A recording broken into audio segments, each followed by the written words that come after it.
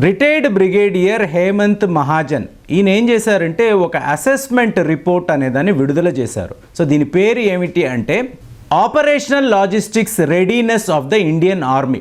So దీన్ని ఏం చేశారు అంటే ఇండియన్ ఆర్మీకి సమర్పించారు. అంటే నార్దర్న్ కమాండ్ అని అంటాం చూసారా, వాళ్ళ అధికారులకు ఇది ఇచ్చారు.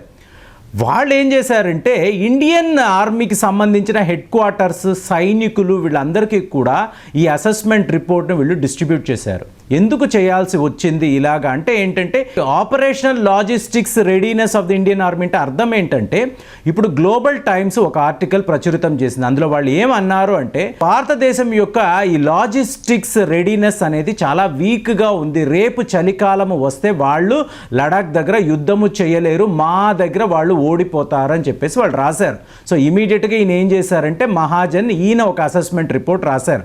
సో ఈ రాయడం వల్ల ఏమైపోయిందంటే ఇండియన్ ఆర్మీ ఎంత ప్రిపేర్డ్గా ఉంది అనేది అక్కడ ఉండే సైనికులకు తెలియాలి. ఎందుకంటే మనం నిజంగానే అప్రమత్తంగా ఉన్నామా లేదా, మనము ఈ రెడీనెస్ని అంతా కూడా సరిగ్గా పట్టించుకోలేదా అని భారత సైన్యానికి తెలియాలి, అలాగే ప్రజలకు తెలియాలి, ప్రభుత్వానికి కూడా తెలియాలి. సో ఈ విధంగా ఈయన ఈ ఆర్టికల్ రాయడం జరిగింది. సో ఇందులో ఈయన ఏమంటారు అంటే మీరు చూడండి, నవంబర్ వచ్చేటప్పటికి 40 అడుగుల మంచు అనేది ఎక్కడికక్కడ కనిపిస్తుంది, అంటే 17,000 అడుగుల్లో. అలాగే ఈ చిల్ విండ్ అంటాం చూసారా, ఈ చలి గాలులు అనేవి చాలా తీవ్రంగా ఉంటుంది. అలాగే హై అండ్ సూపర్ హై ఆల్టిట్యూడ్లోకి వెళ్ళే కొద్దీ ఆక్సిజన్ అనేది పూర్తిగా అందదు. కానీ ఇది భారతదేశానికి అడ్వాంటేజ్ అని అంటారు. ఎందుకంటే మనం సియాచిన్ లాంటి ప్రదేశంలోనే గస్తీ కాస్తూ ఉంటాము, డ్యూటీలు చేస్తూ ఉంటాము. సో అలాంటి వాళ్ళే ఇప్పుడు మన ట్రూప్లో ఉన్నారు కాబట్టి మనకే అడ్వాంటేజ్ అని చెప్పి ఆయన ఆ అసెస్మెంట్ రిపోర్ట్లో రాశారు. అలాగే మన దగ్గర ఉండే లాజిస్టిక్స్ ప్రపంచంలో ఏ దేశము దగ్గర కూడా ఉండదు. ఇప్పటి వరకు మన దగ్గర ఉండే లాజిస్టిక్స్ని ఎవరు టెస్ట్ చేయలేదు, మనము కూడా ఎవరికి ఎప్పుడు చెప్పింది లేదు. మనం ఎలాంటి రెడీనెస్లో ఉంటామంటే ఆ ప్రిపేర్డ్నెస్ అనేది ఎలా ఉంటుందని చైనా కాదు కదా, ప్రపంచంలో ఏ దేశానికి కూడా తెలియదు. ఎందుకంటే ఇలాంటి ఒక పరిస్థితి ఒక్క భారతదేశంలోనే ఉంటుంది, వేరెక్కడా కూడా మీకు కనపడదు. అంటే -40 డిగ్రీల్లో మీరు మీ సరిహద్దుల్ని మీరు కాపాడుకోవాలి అనడము ప్రపంచంలో వేరే ఏ దేశానికి అవసరం లేదు, ఒక్క భారతదేశానికి కావాలి. కాబట్టి మా ప్రిపేర్డ్నెస్, మా రెడీనెస్ అనేది అత్యుత్తమమైన స్థాయిలో ఉంటుంది అని చెప్పి ఆయన చెప్పారు. ఇక్కడ ఏమైందంటే భారతదేశానికి చెందిన ఈ లెఫ్టినెంట్ కమాండర్స్ ఏం ఆలోచిస్తున్నారు అంటే ఇంత చలిని చైనా సైనికులు తట్టుకోలేరు కాబట్టి ఈ వింటర్ దగ్గర పడే కొద్దీ వాళ్ళు ఇంకా వాళ్ళలో ఒక విధమైన డిస్సాటిస్ఫాక్షన్ వచ్చేసి వాళ్ళు మేము వెనక్కి వెళ్ళిపోతామని అంటారని చెప్పి మనం వెయిట్ చేస్తున్నాం. అయినా కూడా మన ప్రిపేర్డ్నెస్ వాళ్ళకి తెలియాలి కాబట్టి ఏం చేస్తున్నాం అంటే అక్కడ లాజిస్టిక్స్ కానివ్వండి, మన విమానాలు అన్నింటినీ మోహరించి ఉంచాం. అంటే ఒక నెల వచ్చేటప్పటికి చైనా వాళ్ళు అక్కడ ఉండలేరు, వాళ్ళు తిరిగి వెనక్కి వెళ్ళిపోతారని చెప్పి మనం ఆలోచిస్తున్నాం. కానీ ఇక్కడ మనం ఒక విషయాన్ని తెలుసుకోవాలి, ఇది చాలా చాలా క్రిటికల్ ఫ్యాక్టర్. ఏమిటి అంటే భారతదేశానికి చైనా అనే దేశం ఏంటో ఇప్పటిదాకా సరిగ్గా తెలియదు.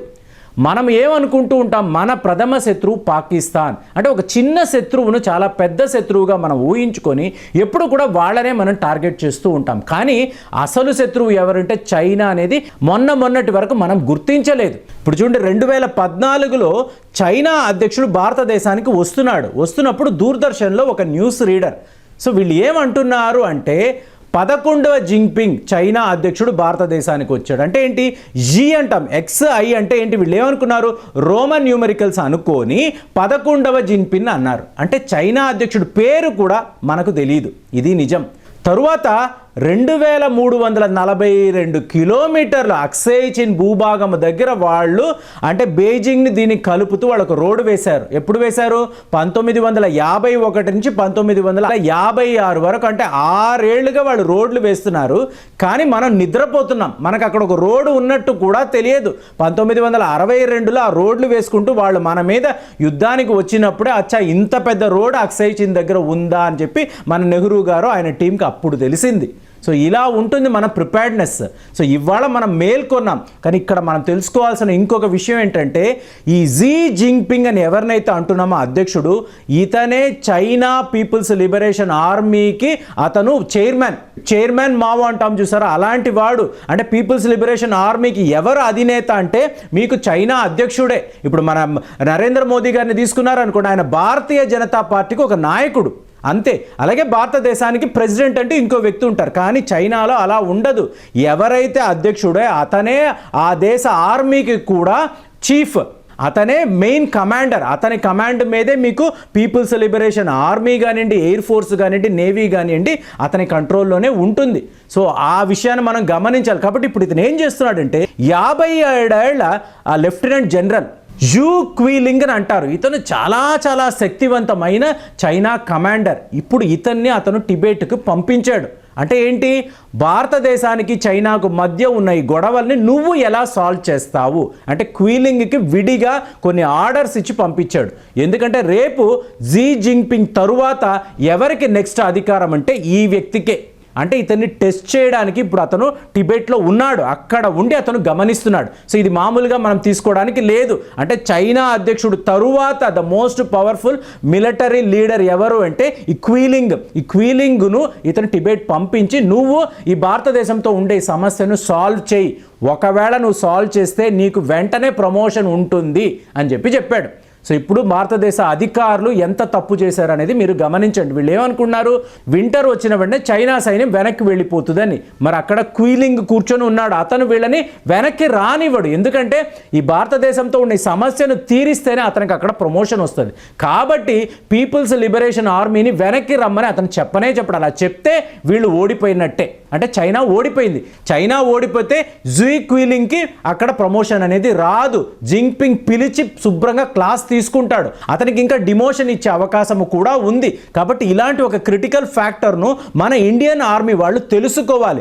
క్వీలింగ్ అక్కడ ఉండగా పీపుల్స్ లిబరేషన్ ఆర్మీ అనేది వెనక్కి రాదు, వాళ్ళు అక్కడే ఉంటారు. వింటర్లో కూడా వాళ్ళు అక్కడే ఉంటారు. కాబట్టి మన రెడీనెస్ అంటున్నాం కదా, లాజిస్టిక్ రెడీనెస్ అనేది అత్యుత్తమమైన స్థాయిలో ఉండాలి. అంటే డిసెంబర్ వచ్చిన -50 డిగ్రీలకు లడాక్ వెళ్ళిపోయినా కూడా మనం అక్కడ స్ట్రాంగ్గా ఉండగలగాలి. అంటే హీట్ క్యాంప్స్ పెట్టుకోవాలి.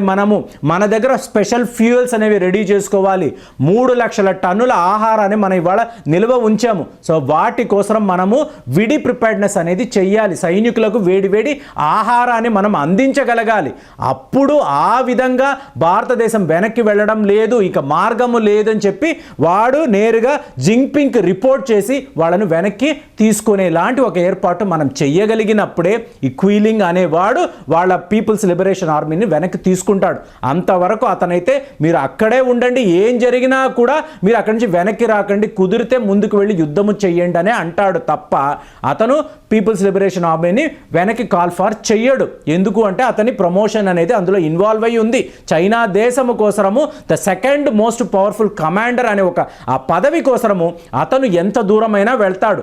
దానికోసమే జీ జిన్పింగ్ అతన్ని ఇప్పుడు టిబెట్కు పంపించాడు. అలాగే మీరేంటంటే అక్సై చిన్ను కూడా అతను కాపాడగలడు. కాబట్టి ఇప్పుడు అక్కడ 50,000 మంది సైన్యాన్ని కూడా వాళ్ళు మోహరించి ఉంచారు. సో ఇలాగ మనం చూసాము అనుకోండి, ఎత్తుకు పై ఎత్తు అన్నట్టే ఉంటుంది. కాబట్టి ఇవాళ భారత ఆర్మీ ఏం నేర్చుకుంది అంటే మనము ఎక్కడా కూడా చైనా యొక్క డిసెప్షన్ని నమ్మి ఏ పని చెయ్యకూడదు. మనము మన పొజిషన్లో స్ట్రాంగ్గా ఉండాలి. వాళ్ళు ఎంత కవ్వించినా ఎంత ప్రొవోకేట్ చేసినా కూడా మనం అక్కడ స్ట్రాంగ్గా ఉండి వాళ్ళని ఎదిరించగలగాలి. అప్పుడే ఫైనల్ విజయం అనేది మనకి చేకూరుతుంది. ఏమాత్రం మనము కొద్దిగా ఆల్రెడీ మనం నిద్రపోయాం అన్నాం చూసారా, అలాంటి ఒక నిద్రలోకి వెళ్ళామంటే మాత్రము చైనా ఖచ్చితంగా మనకు చాలా పెద్ద దెబ్బ కొడుతుంది. సో దీన్ని మనం గమనించాలి. జై హింద్.